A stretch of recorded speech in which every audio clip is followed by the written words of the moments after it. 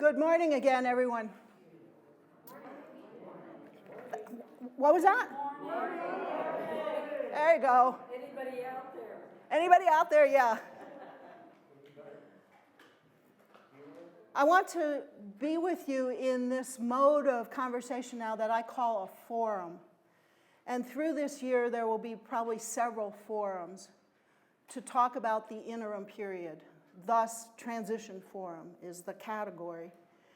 And to be in, if you will, sort of information delivery mode, as opposed to when I'm standing over here and I'm trying to get you into spiritual mode, okay? So hence, it's more of sort of a public forum kind of conversation. I'm going to be talking about perhaps some new concepts this morning. If I use any words or say anything that is not clear to you or unfamiliar, may I invite you to go to the place of curiosity, not challenge for my words. I also want to let you know that we are recording this because some folks have asked to be able to see this because they couldn't be here this morning. So this session will be recorded. There's a one-page handout. It's mostly for guidance, and if you are a note taker, if you think better by writing, feel free. If you don't want to follow the outline, that's fine.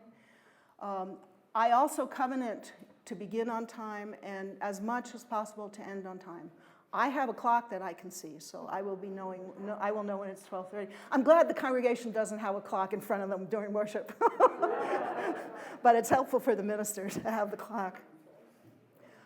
I'd like to begin by offering some chalice lighting words. I'd like to invite Julie Jordan to light our chalice as I offer these words by the Reverend Eric Walker Wickstrom. As we approach our agenda, what happened? The light went out? There you go. As we approach our agenda, let us remember that we are doing the work of the congregation. When we do the work of this congregation, we touch lives.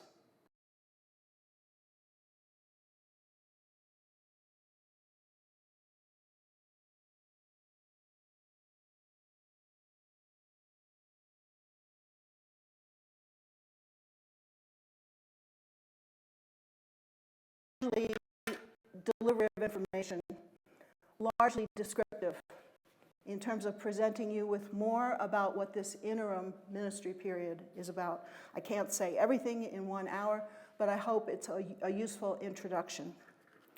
As I said, you've got an outline of where I hope to go during this time. It's also, the outline is being projected for the online community as well. Joe says yes, it's in good shape. Notice that I've included on the handout both some self-reflection questions for you, just for you to think about, maybe some prompts. I will provide intervals for brief questions from you, and I mean brief, more clarifying questions. We're not going to pass around a mic. Speak up your question and I will repeat your question, okay, when we get to those places. Okay? Anybody? I hope it's clear. Method is clear, approach is clear, and everybody has a handout. If you don't, raise your hand, transition team will come to you. Okay. And is all the transition team here? Let's see. Why don't each of you stand up and introduce yourselves to the community, each transition team member. I know you probably all know one another, but I want your voice.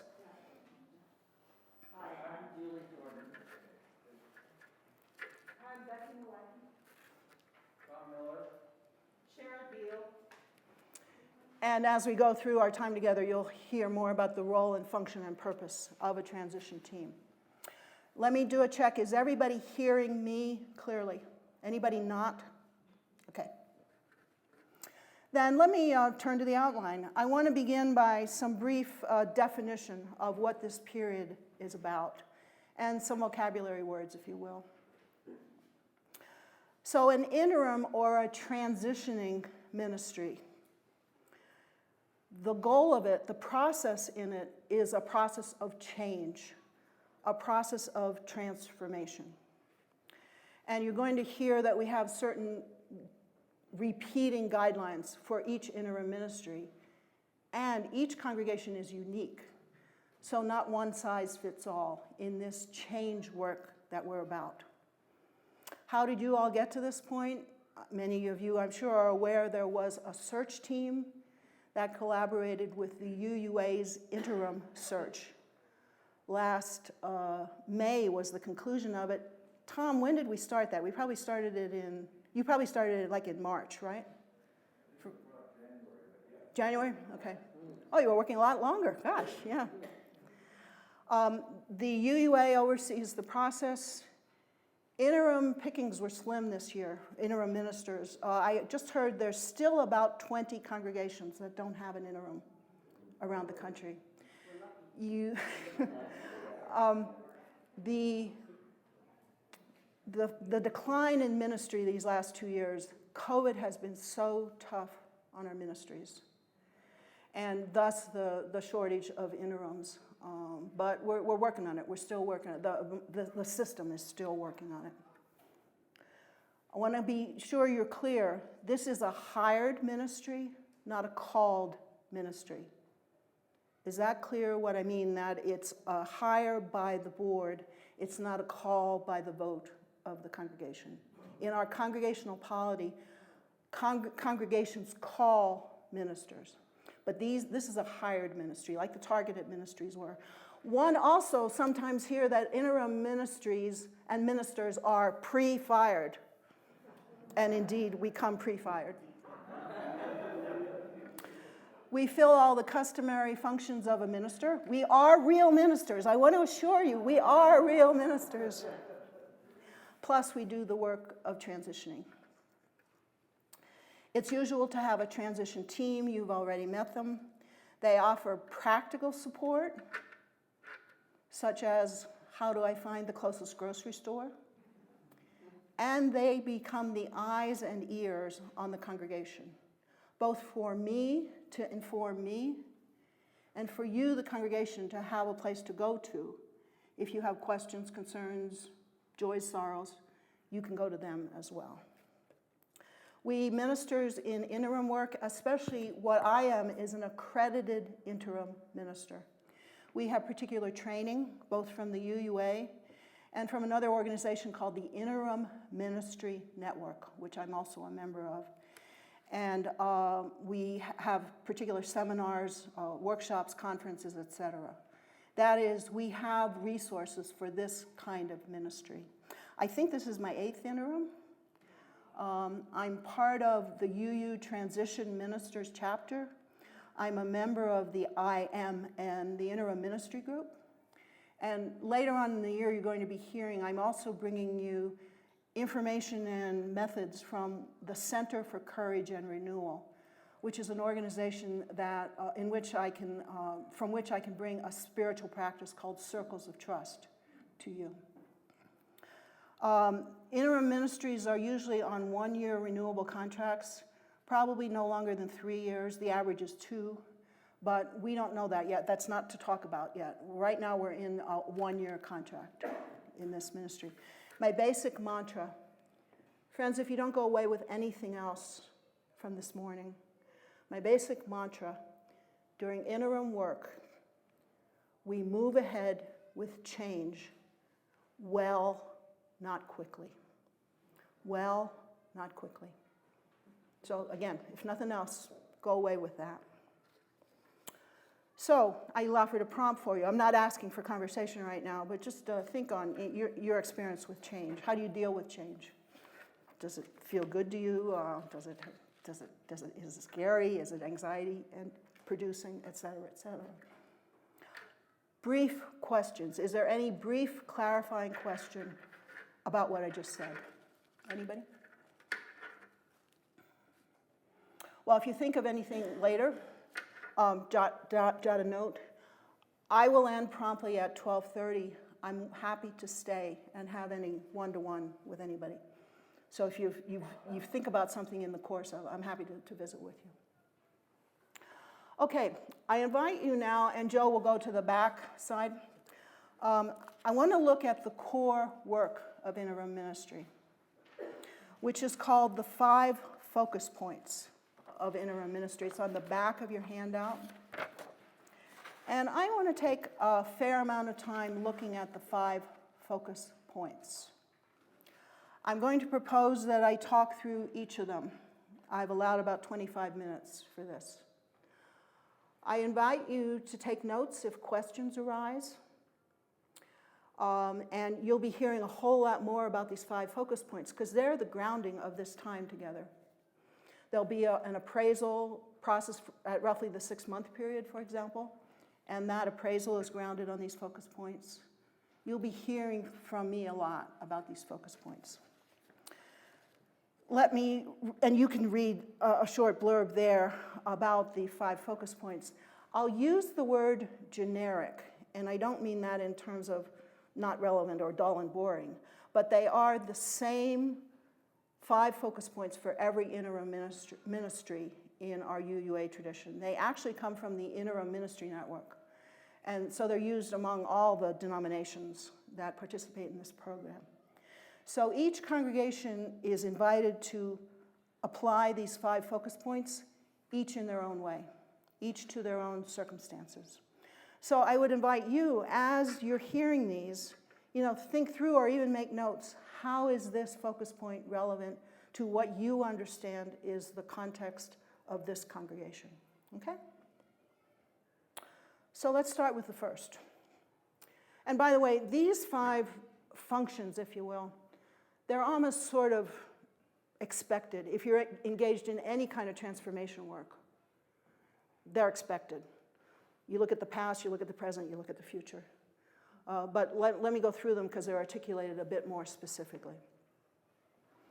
Number 1 then, claiming and honoring its past.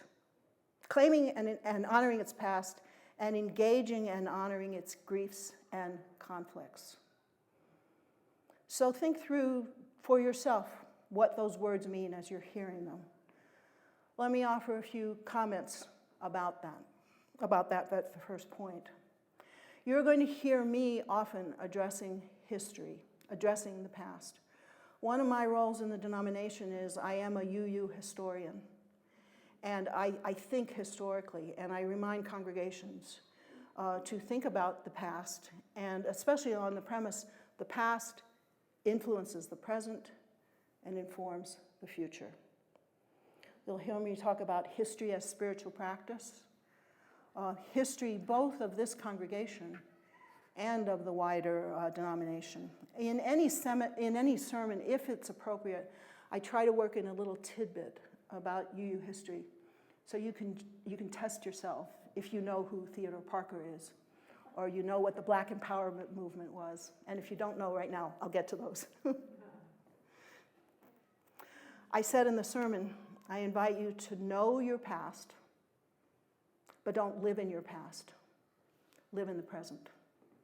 But be aware of where you're coming from. This applies to families also, doesn't it? This is the principle of family systems. Same for church systems.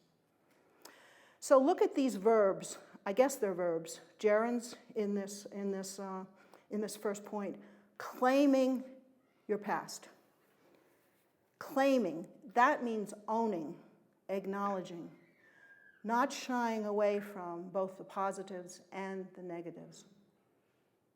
Just as we do, like I said, when we work with families. Claim who you are. Be aware of it, accept it. Positives, negatives, in-betweens. And engaging. That means working through, going through, processing griefs and conflicts, not dismissing. It's very important to engage, to go forward positively and effectively. Denying does not help the going forward process.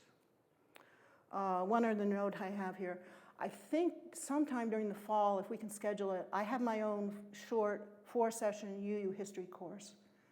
So if we can work it out with Sharon as our faith development director, I'll be offering a 4-session history course for this congregation. So stay tuned about that. Second focus point. Recognizing, of course, the congregations, recognizing its unique identity and its strengths, needs, and challenges. I'd actually be interested I can't do it all now, but you yourself react to what you think are this congregation's strengths, needs, and challenges. And maybe at some point, we can have some concerted conversation about that. But you just notice your own reactions. Let me say a few more words then about this point. Recognizing unique identity and strengths, needs, and challenges. You're often going to hear from me, who are you? Who is this congregation? What does it value? Who are you as a collective? What brings you together? How do you stay together? How do you walk together? How are you covenanted together? Who are you theologically? We saw some of that this morning already in the water ceremony, right? I saw who of you were the Buddhists and the Taoists and the feminists and yeah. My principal theology usually, most days, is process theology. I don't know if anybody knows that, but I can talk about that at some point. Some days my principal theology is feminist theology, but I will be asking you, who are you? Who are you theologically? Who are you for social justice? What do you value for work in the world? What matters to you? I'll be talking to you a lot about these initials, and I really sometimes aver our use of initials, but I'll be talking to you about ARAOMC. That is, how are you working on being anti-racist, anti-oppressive, multicultural? That's a really current goal in the UUA right now. Who are you for spiritual deepening? What do you do to renew and refresh and rejuvenate? I know something many of you do. You go hiking in these beautiful mountains, right? That's spiritual practice. It's spiritual practice for me, at least. And I hit the lap pool yesterday. I really needed a spiritual infusion yesterday afternoon. I hit the lap pool. So we'll be talking about spiritual deepening. Who are you for supporting faith formation for children and adults? What do you value? How do you support these various identities? All of this addresses, I would hope, the question of, why do you come to church? Why are you here? What are the reasons that you've been attracted here and you keep coming back? In our congregational polity, every congregation is unique. Every interim period is unique, not one size fits all. That's why these questions of who you are. And by the way, I just referred to congregational polity. Is that term clear? Tom, Carolyn, give me some guidance. Okay. Polity means how we're governed. Polity as in the polis, the civic arena. Congregational polity is how Unitarian Universalism is organized. That is, the core of governance, the core of authority lies in the congregation. You, the congregation, are a member of the Unitarian Universalist Association. We are congregational. That is, there isn't top-down authority. There is no UU Pope. Got it? Each congregation has its own authority, and not to go into a polity lesson except to say each congregation thus owns its own property, defines its own identification of membership, and its own process for calling a minister. Those are the three big qualities of congregational polity. I don't want to go into a polity lesson right now. Unique identity. Think on who you are. Point 3. Clarifying appropriate leadership roles of minister, church staff, and lay leaders, and navigating the shifts in leadership that may accompany times of transition. I am sure there will be some shifting. It already has begun to shift, simply by my being here in the mode of leading service this morning. It's a different mode than you had during the summer, when you had no minister, and it's a different mode when you had targeted ministers. Your targeted ministers were not here to facilitate change and transition. Your targeted ministers were here for maintenance. My job is to facilitate transition. Especially for you to understand the role of the minister in the context of your total history, that you began as a lay-led fellowship.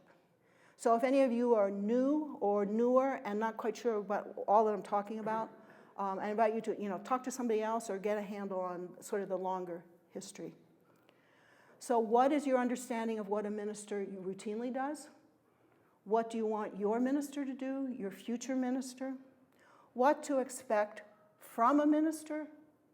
And what is your responsibility to offer and support a minister?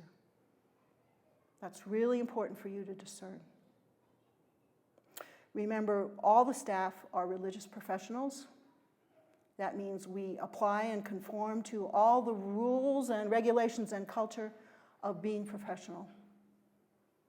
We take our jobs seriously.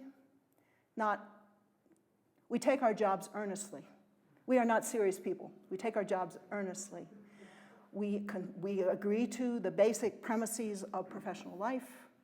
And I'll be working with the staff. We need to be working on paperwork, and Caroline knows what I'm talking about. I don't know if anybody else does, but we need to be working on the paperwork for the staff. That's one of the first transformations I'm going to have to work with you on. Lay leaders.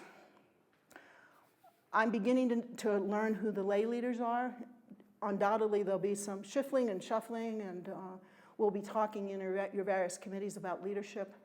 I like to encourage what I call a leadership development process. That is where lay leaders think intentionally about how to be a leader.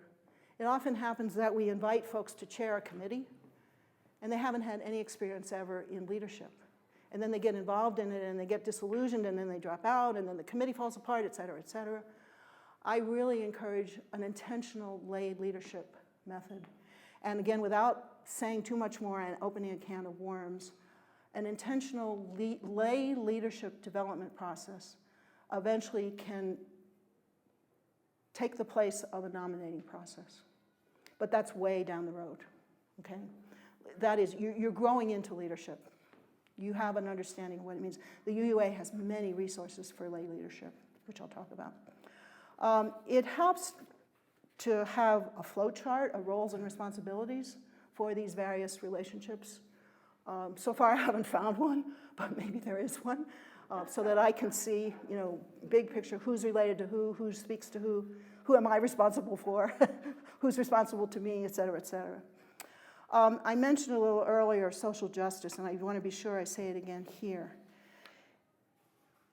I'm going to call you all to include in your lay leadership this anti-racist, anti-oppressive, multicultural agenda. In particular, there's a new publication, Widening the Circle of Concern, which I know some of you have seen. It's the turquoise blue cover. And I'm going to push you on that one, that it's really important that you have some experience with widening the circle of concern. There's a whole curriculum out about it, and I'll be talking more to you about that. But that involves some of the shift in lay leadership as well. How y'all doing? I know I'm talking at you a lot right now, but we ministers, we do like to run on sometimes. Point 4. What did I drop here? Point 4. Make appropriate use of local, regional, and national UUA and other outside resources. I imagine many of you are aware we have structure in the UUA. So please understand, I said congregational polity. Each congregation is its own authority. And we are in an association where there's also relationship and structure, especially for resources. This structure is our gift of resources. So we have local connections, which we usually call clusters. And I don't know what clusters are like here. I haven't gotten that far yet. But for example, some areas of the country have clusters where, like twice a year, all the board presidents get together, online probably, or all the secretaries of congregations get together, or all the faith development directors get together. So there is something to the clustering, clumping. We also have regions. You are in the Pacific Western region, which stretches only from Mexico to Canada and the Front Range to the Pacific Ocean. I've been in this region before, and it's vast. There are 5 regions in the country. The smallest geographically is the New England region, but it has, I think, the most congregations. Usually smaller. They're smaller than congregations out here. And then, of course, we are part of a national structure, represented, for example, by the annual General Assembly. I'd be interested, how many have been at a General Assembly so far? Okay, good, good. The next one is 2023 is in Pittsburgh, where I became a UU in 1990. Yeah, so I'm looking forward to going back. My kids were born in Pittsburgh, by the way. Yeah. Currently, the pandemic had many disadvantages. But I think one of the gifts of the pandemic has been that we've become such an online community. And so many of these activities, including General Assembly, are online. So don't dismiss the possibility of attending online. I am so grateful to the UUMA, the Ministers Association. When COVID hit, I and many of my colleagues had no idea how you lead worship online, let alone what Zoom means and how you log in. Anybody else have that experience? Yeah. The UUMA saved my life, well, saved my ministry, maybe saved my life. They offered so many seminars. Sometimes I was on 4 and 5 times a week. This pandemic period has been like no other in our ministry. And we needed these resources. We still do. The theme, the motto of the Ministers Association is, we need one another. And I really needed them. I continue to need them. Because we're not out of this yet. We're not out of this by a long shot yet. So these connections online, don't think that because you're not there in person, you can't be connected. My role in part is to be the liaison between you, the congregation, and these various levels of cluster, regional and national. I report into my boss. I call him my boss, and he laughs at that, but because he says he can't boss anybody around. But my immediate lead is the Reverend Keith Cron, who I know the search team worked with. I regularly check in with Reverend Keith. I do a lot of checking in to let folks know how things are going. There's other outside resources. I mentioned the IMN, the Interim Ministry Network. I mentioned the Center for Courage and Renewal that I'll be bringing you Circles of Trust with, and other outside resources as I'm getting to know the NBC. Cheryl, tell me what outside resource is that? For nonviolent communication. Yeah, Rachel, there'll be a nonviolent communications sessions. So that's another kind of outside resource. And also one final note about this outside resource topic. It's my habit during an interim ministry, to the extent possible, the Sundays I'm off, to invite in what I call emerging ministers. That is, ministers who are in the pipeline for a few reasons. One, because they're usually looking for work, but more important, it gives them experience in different contexts, in different congregations. And 2, it gives you, the congregation, a sense of who's coming up in the pipeline, right? So, for example, how flexible and welcoming are you for BIPOC preachers? Black, Indigenous, people of color, for example. How about someone who's in a wheelchair, or someone who can't step up these 2 steps? How are you responding? And not only overtly, but checking your perhaps implicit biases. Some of the work of this transitioning period is a workshop called Beyond Categorical Thinking, which kind of relates to this, my hope to bring you as much as possible diversity. Number 5, proudly coming into possession of a renewed vision and strong stewardship, prepared for new growth and new professional leadership, ready to embrace the future, now note this, folks, with anticipation and zest.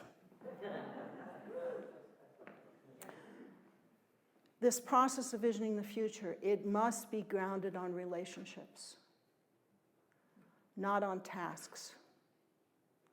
Without knowing who you are as people of faith and how you are together and connected to one another, envisioning the future is a whole lot less substantive and a whole lot less realizable. I call you to relationships first. The topic of growth, let me just say, the topic of growth is multifaceted. Growth is not only about numbers. In fact, growth in numbers is the result of other growth. I will only be working with you on growth.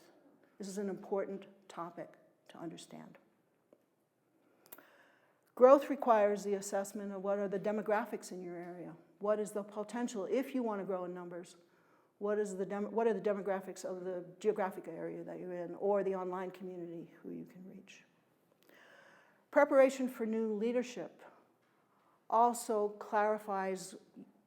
invites you to clarify your understanding of your place in the community and careful understanding of your relationships. How do you want to be together going forward?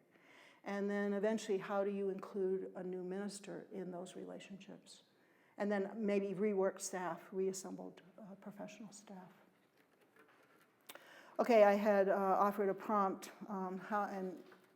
trust you saw that note. I invite you in your own reflection, how did each of those points land with you? And does this match with what you understood this time together was going to be? So I know it's been a lot that I've been talking at you, but are there brief clarifying questions? Bonnie. And Bonnie, just speak to me and then I'll repeat. So with the 5 focus point areas, is there also kind of like within each focus thing, things that are generally talked about in interim ministry about here's some ways to get at that, so you have another kind of structure under that.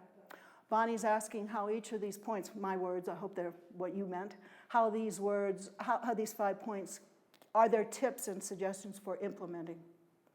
Let me use an example, which I hope will apply. So the first focus point on honoring and realizing the history. In a few weeks, probably, our second project, will be a history timeline. That's a particular prescribed project. That's part of the interim work that helps you get at recognizing you're honoring your past and recognizing your griefs and conflicts. Does that say enough, or would you like another example? Can you explain how that's different than what we thought through on the Yes. So I'm intentionally using the phrase history timeline. I know you have a history wall up in the office.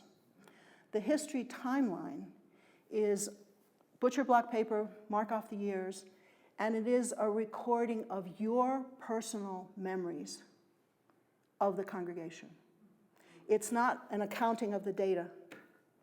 It's a noting of your experiences, your griefs and conflicts and joys and sorrows that you will be invited to post, and we'll have workshops on, what has been your experience recalling the past?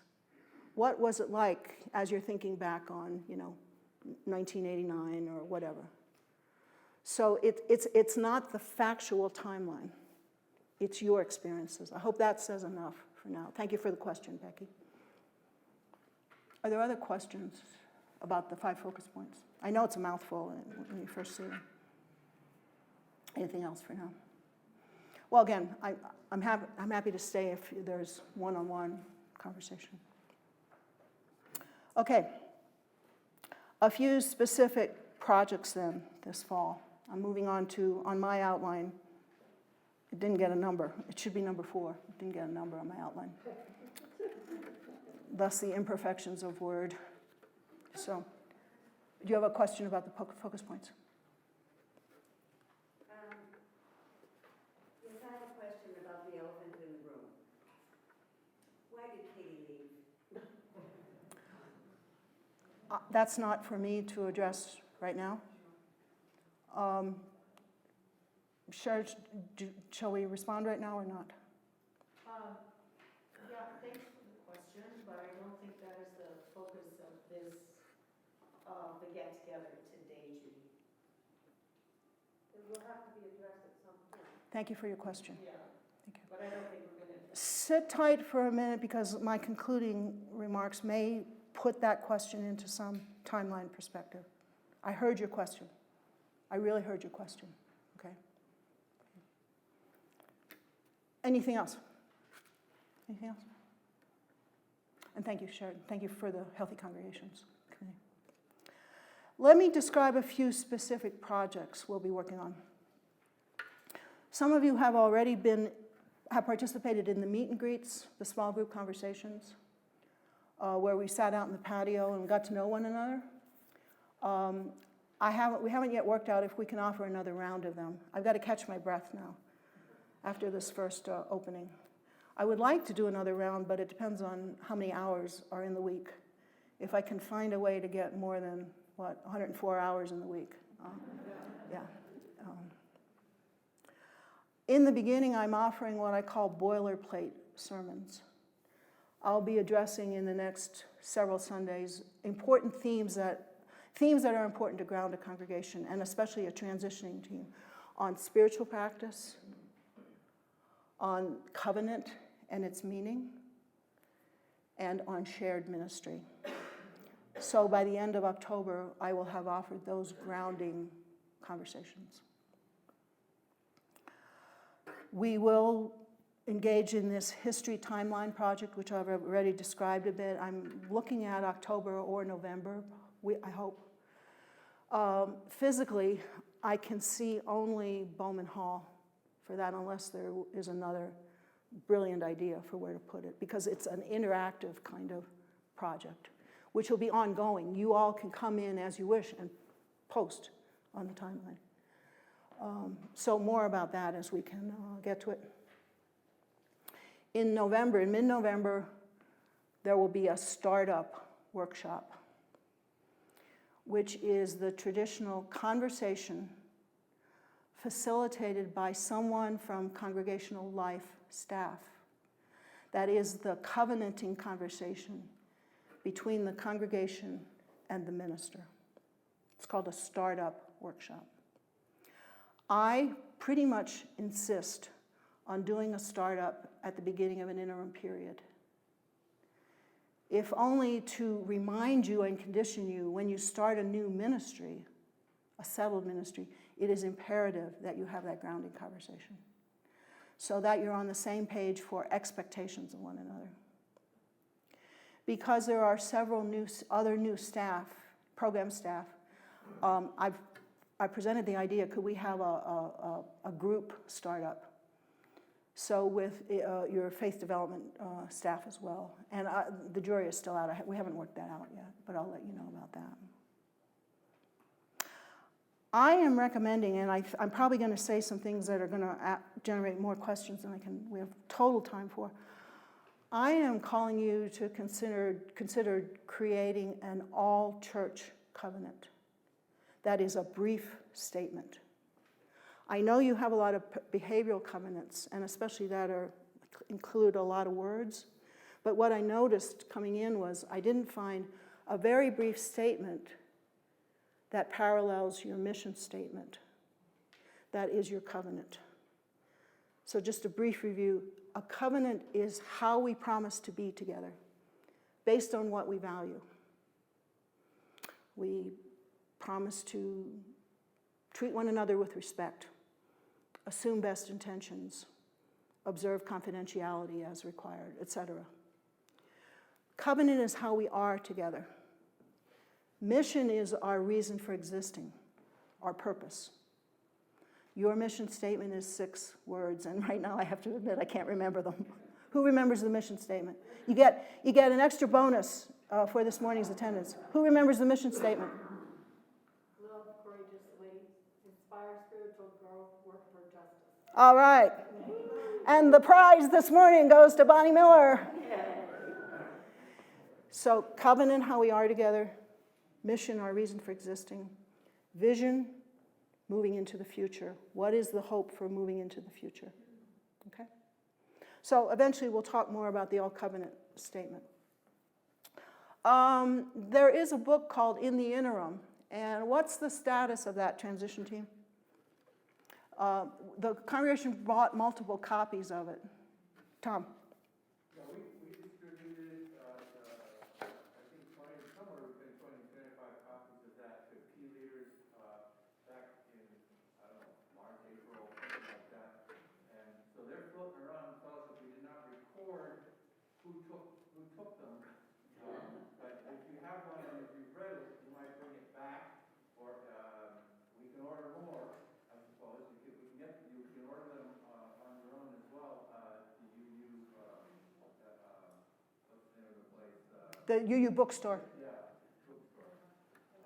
But they're floating around, and if you have one, you can bring it back or share it with somebody who hasn't read it. It's really helpful. I just was looking at it this morning, and there's all kinds of just global information.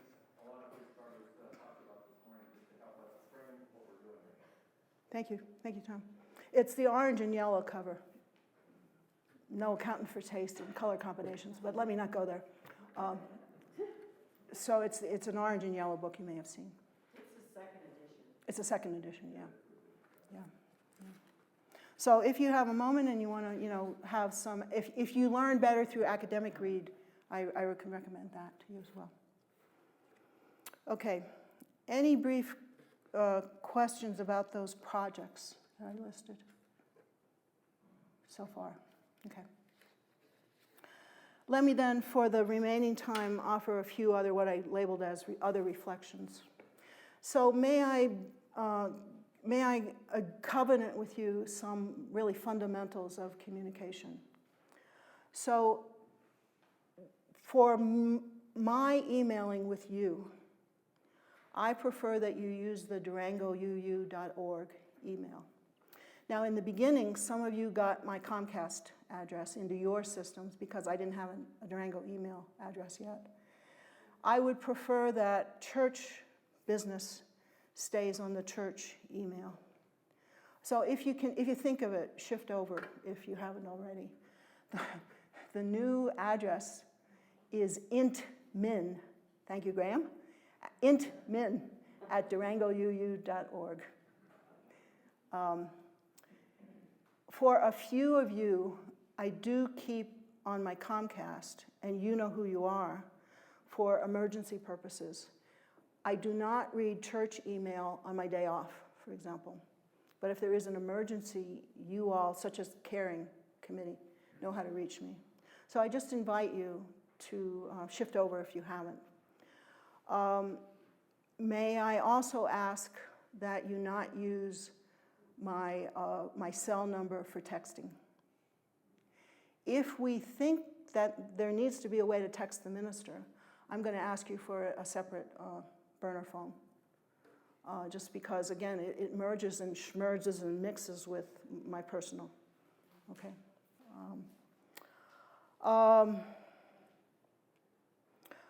I am recommending, now I haven't talked with anybody about this officially, but I'm recommending, as to the extent possible, this community return to being an embodied community. That is, return to meeting in person to the extent you can. Now, I get it. There's advantages to Zoom. It cuts down on gas consumption. It saves time, et cetera, et cetera. I totally get it. But what I invite you to do is think through. Would there be some advantage to meeting in person? And can you meet here on church grounds, not in individual homes? I really encourage you to get back here. My experience is you dispersed. We dispersed for 2 years, didn't we? One way to get back together, is through communications and talking together, but another way to get back together is actually being together. You're going to find I'm a pretty embodied communicator. And so it helps me if I can know who you are in body, again, to the extent possible. Let me offer a few more thoughts, watching the time here. My premise for all ministry, whether it's interim or any category, is shared ministry. And I want you to grow into that concept if in fact it's not quite clear right now, or if you could expand the meaning of shared ministry all the more. I approach virtually everything I do through a shared ministry. So let me illustrate what that looks like. So Cheryl Guy and I organized the service together this morning. Thank you, my friend. Thank you so much for your shared ministry. So we work together. My responsibility as service leader is to take the lead on a service. So I take the lead, I send it to Cheryl. Hey, Cheryl, what do you think? She writes back to say, Barbara, are you crazy? So I'll look at it again and say, yeah, I thought the congregation stood on your head at the end of the service every week. You're saying they don't, Cheryl? So we go back and forth, offering suggestions. We work together to create the final product. Sometimes what I'm advocating won't be the final product, but we've worked together on it. So many other components of congregational life in shared ministry. There's a few ways in which in congregational life the minister has the final word. But for the most part, the ways I'm going to be interacting with all of you is in shared ministry. So we've talked together in caring already, right? I don't see. Yeah, there's caring. We've talked with faith development. We've talked with the worship associates already. Shared ministry is the premise for how I like to interact with you. If I haven't met with your team yet, I'll get to it. Okay? Remember that the focus of interim time is change. Change means going forward. I bring you suggestions for change. You don't have to adopt them all eventually, but I do invite you to at least give them a try. So I was willing to listen to Cheryl when she said, Barbara, we really don't stand on our heads at the end of the service. So I said, okay, maybe next week we could try it, But you don't necessarily have to take it on ultimately. This is your congregation. My role is to bring you suggestions for going forward. And some I'll work with you more or less on, depending on, where you are, where you want to move forward, how you express to me, all those questions about identity that we talked about a little while ago. The targeted ministries you had between January and June were maintenance, not facilitating change. So I'd like to offer perhaps this as a final concept. I would like you to consider that your period of change, that you think back to January 2022. Where were you in January 2022 as you are all moving forward into the future? In other words, we're not starting with September 2022. You see what I mean? That think back to January 2022. Were there any griefs or conflicts? Did you process them? If you didn't, to start in September, you're missing something, you see? So I'm inviting you to consider that the change process is from January 2022. Now, I know we can't physically go back, but consider what transformation you might still need from there in order to go forward. I think that's a really important mindset for you all to have. There were a number of changes came about since January 2022, right? You had staff changes, you had new ministers, you had 2 ministers, each 1/2 of 2/3 time. I mean, give me a break, just to even do the math, right? Right? By the way, just to be clear, your previous targeted ministers, Gary and Monroe, are my colleagues. So I keep in touch with them. We have good relationship together. We're all in the UUMA, so we're under covenant together. I guess my final thought then, in this sense of thinking about the change process and change period from January 2022, also be gentle and patient with yourself and with this community, and especially with me and other ministers who you may have had relationship with, because this has been a time like no other. For ministry, for personal lives, I feel grateful that I came out of pandemic as healthily as I did. Not all my colleagues did. Not all my colleagues did. And we've lost so many colleagues. And not only emotionally, but we've lost a number. I just attended a memorial service yesterday for one, online. And we are still doing so much grieving. So I invite you to take this change work slowly. Relationships are important. There's no rush to get on to the next project. Because quite frankly, folks, you guys move. You guys move.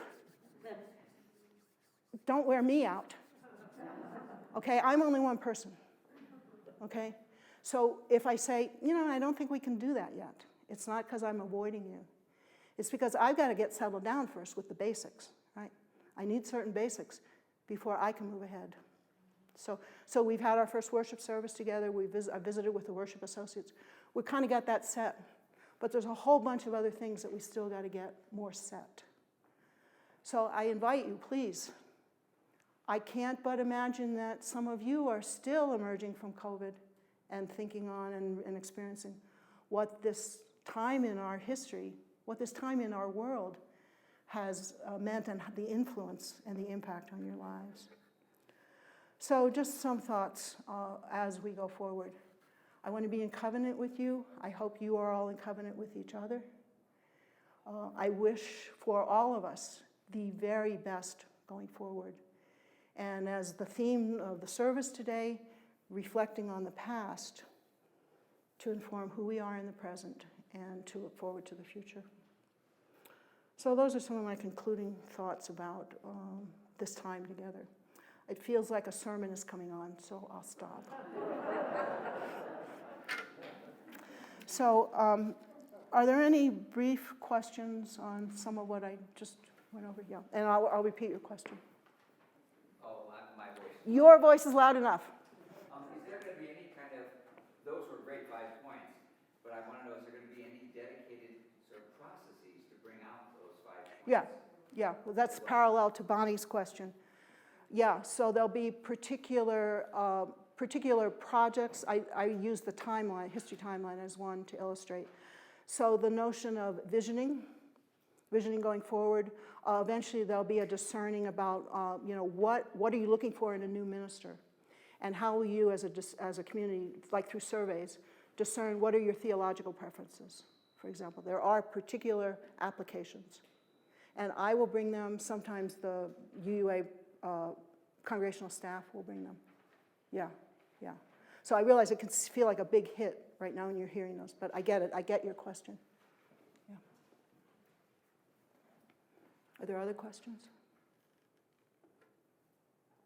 Yeah. Thank you. Yes, thank you. You're welcome.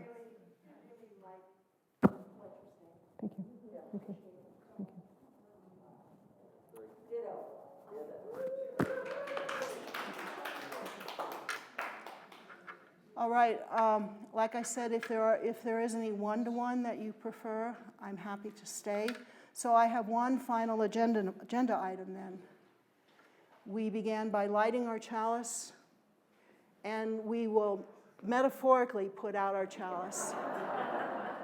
Don't take it to imply anything.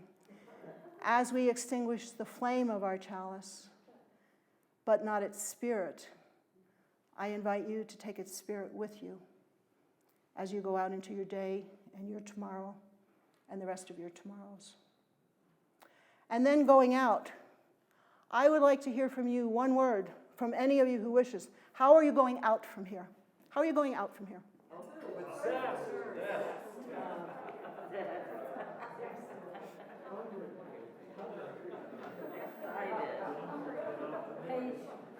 Go in peace, my friends.